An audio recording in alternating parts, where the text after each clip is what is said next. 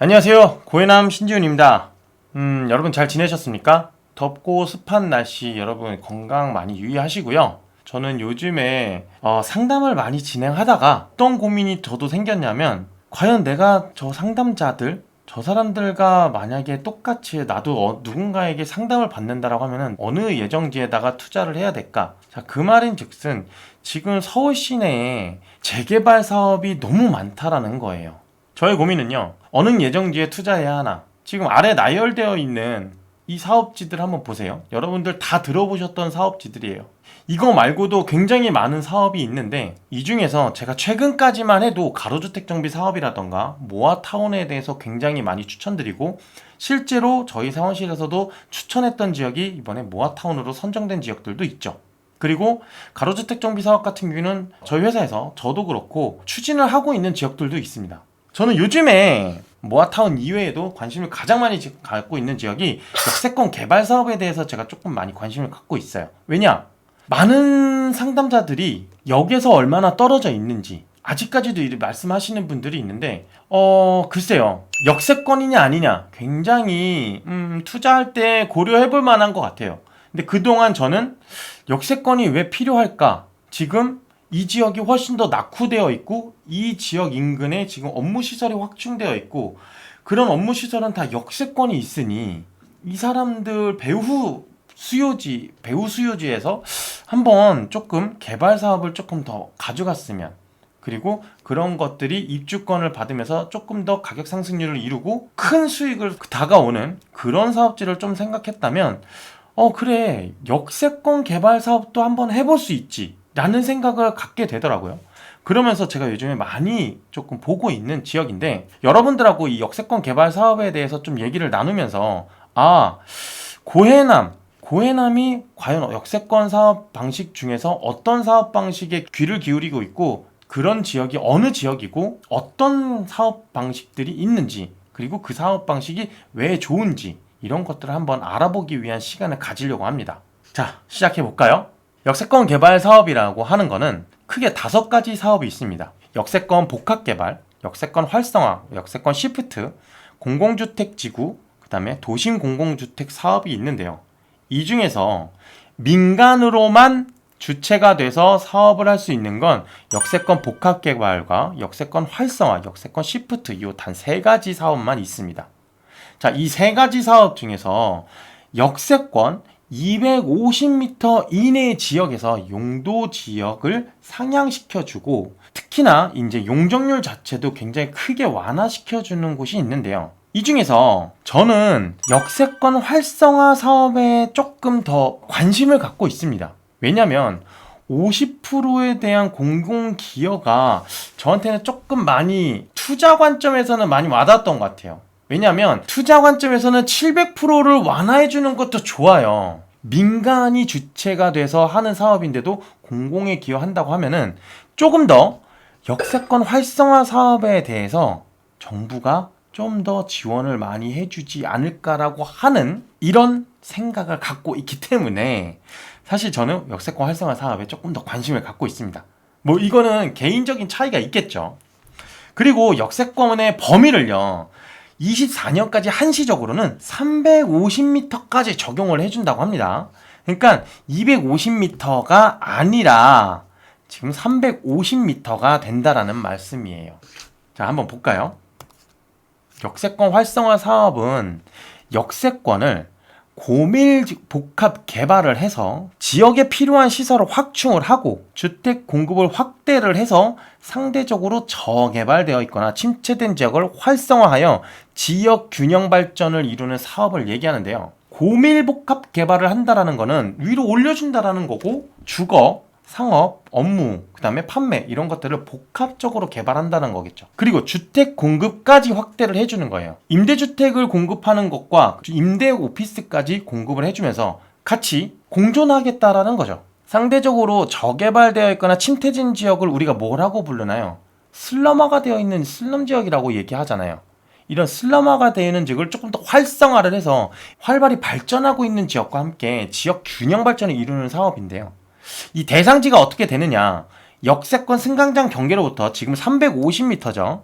350m 이내에 가로구역 2분의 1 이상 걸치는 지역인데, 자, 이 지역에 어떤 요건을 충족을 해야 대상지가 되느냐? 면적도 요건을 갖춰야 되고요. 도로도 요건을 갖춰야 됩니다. 더군다나 노후도까지 요건을 갖춰야 되고요. 이 세 가지 요건을 갖추고 나서 대상지가 될 수 있는데요. 그러면 이건 누가 대상을 해주느냐? 그럼 누가 신청을 하느냐가 중요할 거 아니에요. 자, 이거는 해당 사업지의 지역 사업자가 자치구를 통해서 신청 접수를 하는데요. 자, 언제 할 수 있느냐? 이게 중요합니다. 1년에 한 번, 아니면은 공모일을 발표를 한 다음에 그 공모일에 신청하라. 이게 아닙니다.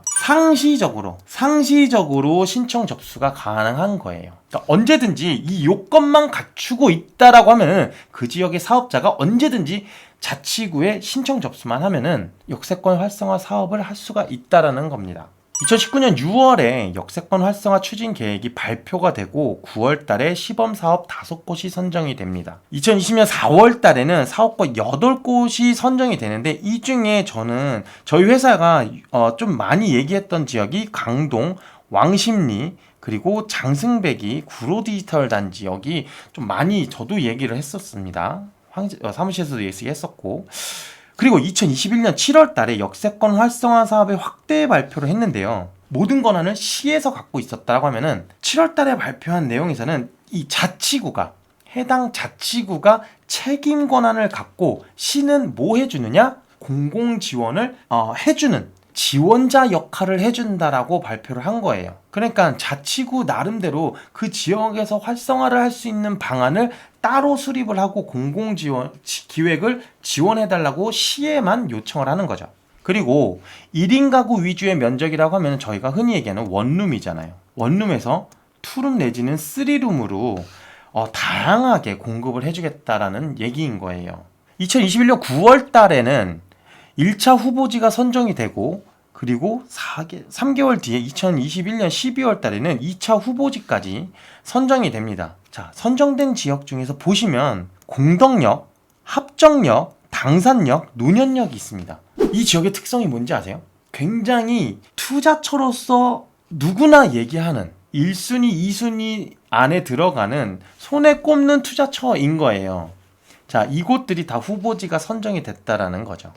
지금 보시는 표는 역세권 위상별 영 리스트인데요. 중심지 역세권이 143곳이 됩니다. 이 중에 도심 그리고 광역 중심을 좀 유심히 보세요. 이 지역에서 눈에 띄는 지역들 몇 군데가 있습니다. 삼성, 강남, 영등포, 회현, 동대문 역사문화공원역, 영등포 구청, 영등포 시장, 왕십리, 청량리, 삼각지, 이런 역들이 있는데요. 자, 이런 역들을 유심히 보세요.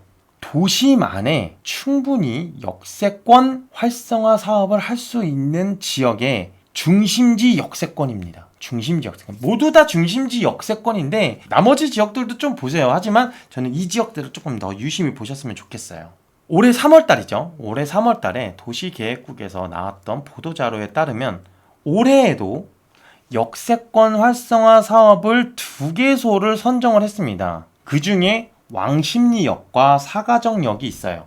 왕십리역 같은 경우에는 지금 쿼드러폴 역세권이고, 그리고 지금 최근에 사근동 지역 같은 경우에는 모아타운도 선정됐고, 굉장히 역세권 사업뿐만이 아니라 여러 가지 사업 방식이 많이 들어가 있는 지역이에요. 더군다나 사통팔달의 요지인 거죠. 왕십리역 자체가 서울 업무 지역을 대부분 25분 이내에 다 들어갈 수 있는 지역이라고 하니까 오히려 굉장히 왕십리역 같은 경우는 호재 중에 호재거리인 거죠.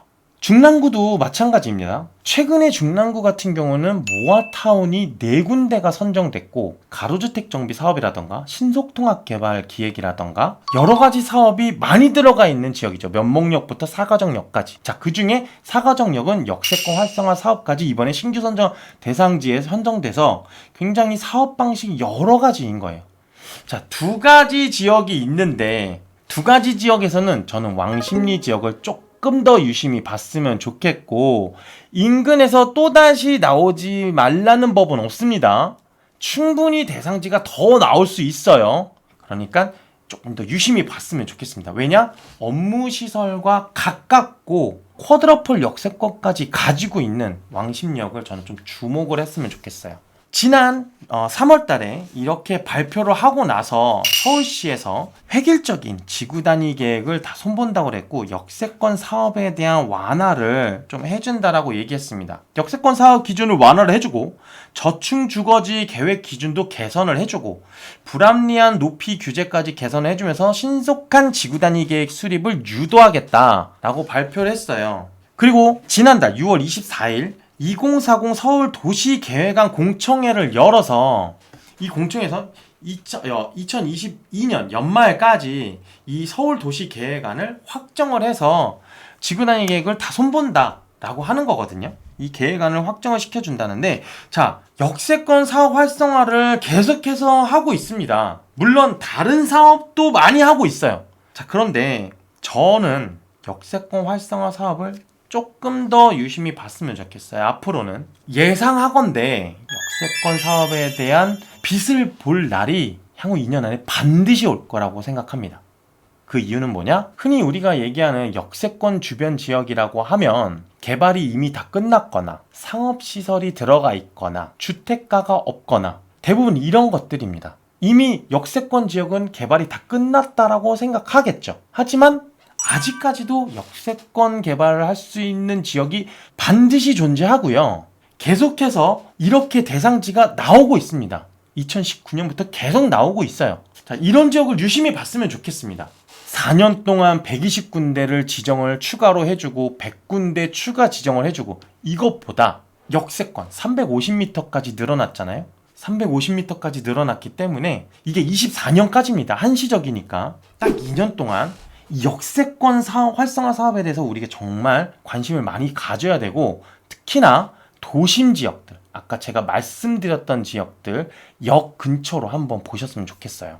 자, 저희 회사의 전문가들이 이렇게 많은 사업 방식에 대한 예정지에 대한 데이터를 갖고 있고 그런 곳들을 많이 추천을 하면서 실질적으로 그런 곳들이 사업지에 선정이 되고 하면서 많이 수익률을 찾아가셨는데요. 오늘 말씀드렸던 역세권 활성화 사업도 관심을 가지시고 이 사업지에 대해서 한번 상담을 받아보고 싶다. 그리고 이런 사업지 안에 그런 투자처를 한번 추천을 받고 싶다 하시는 분들은 언제든지 연락 주세요. 그러면 저희 전문가 분들께서 이런 추천 지역을 한번 심도 깊게 상담자 분들의 니즈에 맞춘 곳들을 추천을 드려보도록 하겠습니다. 자, 오늘 내용이 좋으셨으면 구독과 좋아요, 알림 설정까지 부탁드리겠습니다. 고해남이었습니다. 감사합니다.